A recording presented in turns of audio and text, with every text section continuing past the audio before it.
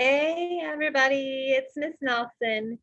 And what I'm recording today for you is just a quick tutorial on salt dough ornaments.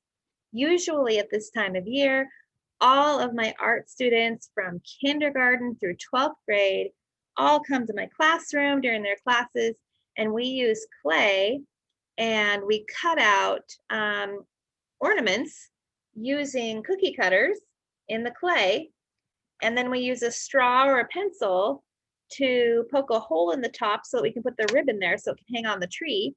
And then I cook them in a super hot oven called a kiln. And then everybody comes back and we use clay glaze that's really colorful, and we paint the ornaments, and then we let that dry, and then I cook it in the kiln again, and then everybody has presents to take home. And it's a lot of fun. It's a lot of work, and it's a lot of fun. But this year we can't do that, sadly.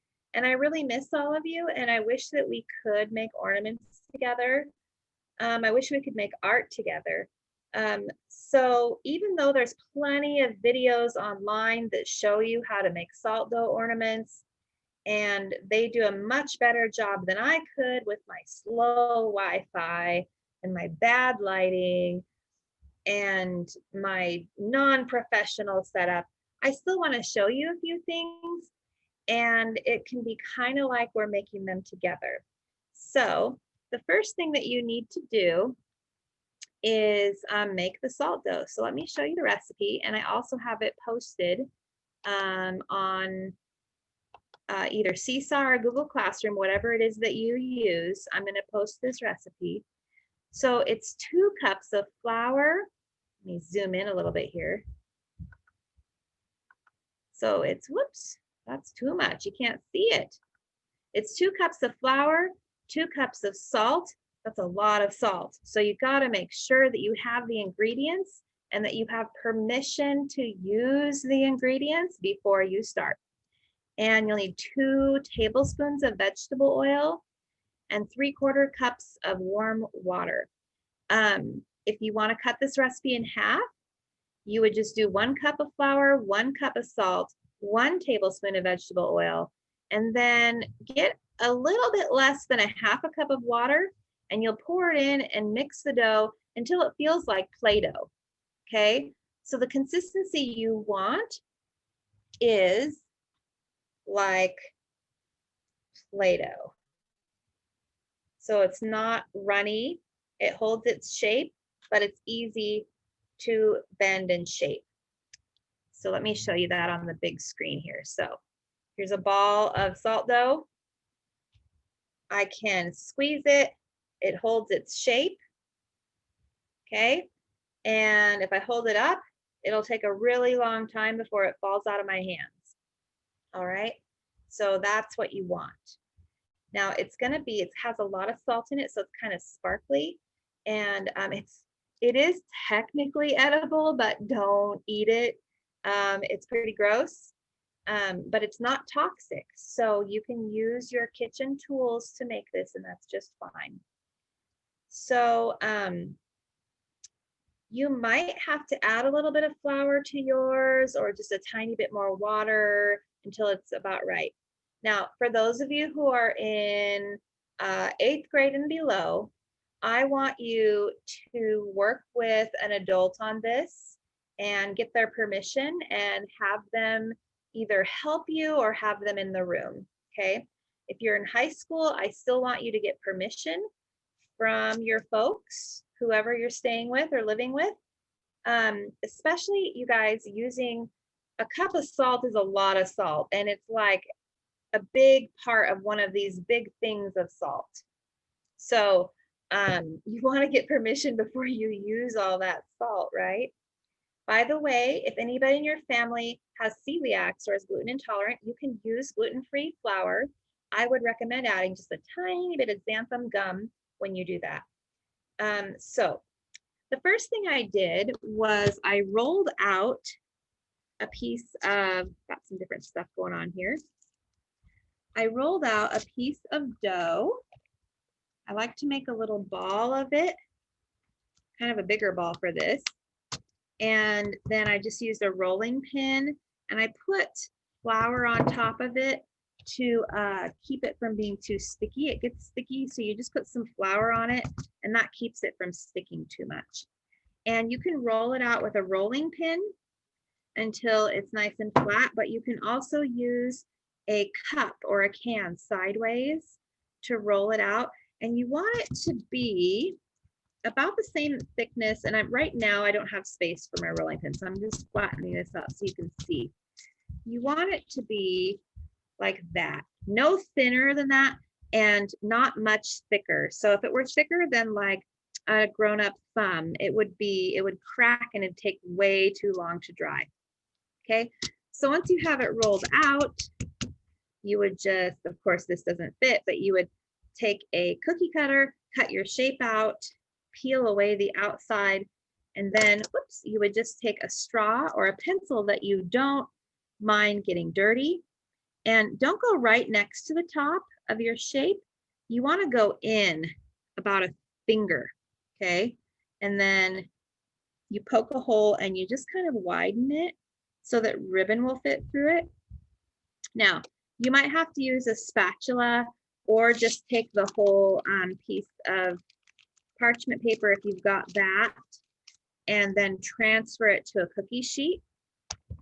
Okay, so once you have the ornaments cut out and put on a cookie sheet, either on parchment paper or on a layer of like grease and sugar, just to keep it from sticking to the tray, then you will cook it, you'll bake it at 200 degrees Fahrenheit, and it's going to take a couple of hours. So you'll want to check it and see if it's dry yet. If it's still bendy or soft anywhere, it is undercooked. But if it starts to crack too much, you probably want to take it out and let it air dry. Okay. The good thing about these is that you're not going to ruin everything if you accidentally under or overcook it. Okay, it's not a big deal. Now, if you just want to air dry these and not use an oven, put them on a tray that you can just set somewhere and leave it there to dry for 3 or 4 days. All right. So the other thing I wanted to show you today is making a pinch pot. One thing I found is with the salt dough, it's not really quite as easy to use as regular clay. It's not the same. But you can still make kind of like a cute little ring or coin dish for somebody, or just a little dish that they can put like a bit of packaged candy in. These are not dishes to eat or drink out of. Okay, that's really important to know. So what you're going to do is get a very small, oh great, I love it. My cat is using the litter box in the background and you can hear it. Yeah, teaching at home, man. I am recording this at home, but I do teach in the classroom usually. Anyway, little ball of salt dough, very small. It fits very easily in between in the palm of your 2 hands like this. Just want to roll it into a ball until it's super smooth. So you might have to change directions and just get it to where you don't see any cracks or bumps. Okay, you might want to have a little cup of water on hand, because if there are any cracks, you can kind of get your finger wet and just smooth them out just a little bit. So I've got a pretty decent little ball of salt dough here, which is hard to see. There we go. I don't like this lighting as well, but you can see the clay better. And you're just going to hold it in your hand. Get this to where you can see it. There we go. Hold it in your hand, push into it, but not all the way through. And then you're just going to, and it's kind of hard to see, you're just going to rotate it and pinch between 3 fingers and your thumb, and just slowly make the walls narrower. Okay, and you want to try to feel any areas that are thicker than the rest. You want to kind of spread them out. The mistake that I have made making these before is I tried to go too fast. It's a very gentle process, just a little bit at a time. I'm not really rushing this. And at this point, I know I want it to sit flat. So I am going to put it down on whatever surface I'm going to use to dry it. put a little bit of flour down so that it doesn't stick. Kind of out of flour here. There we go. Okay. You might want to have flour on hand because if it gets sticky, you just put flour on your hand and then you can fix it. So now I'm just going to shape it very, very gently. I don't want any part of it to be too thick. This is very close to the bottom. The middle is very close to the bottom. Okay, so I'm just going to turn and manipulate this, which means to shape it and move it little bit by little bit until it's the shape I like. Okay, if you find it's flopping out, your dough probably just needs a little bit more flour added to it.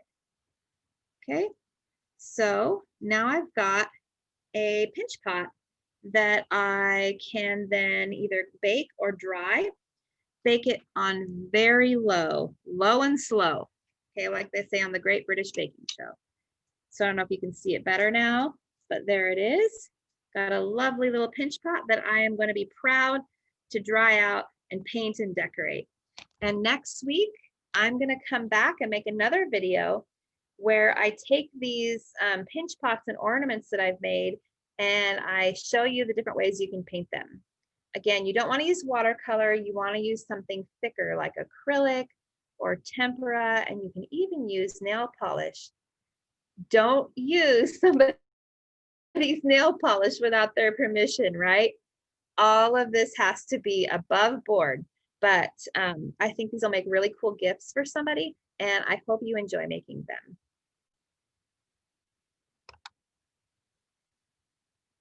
Bye.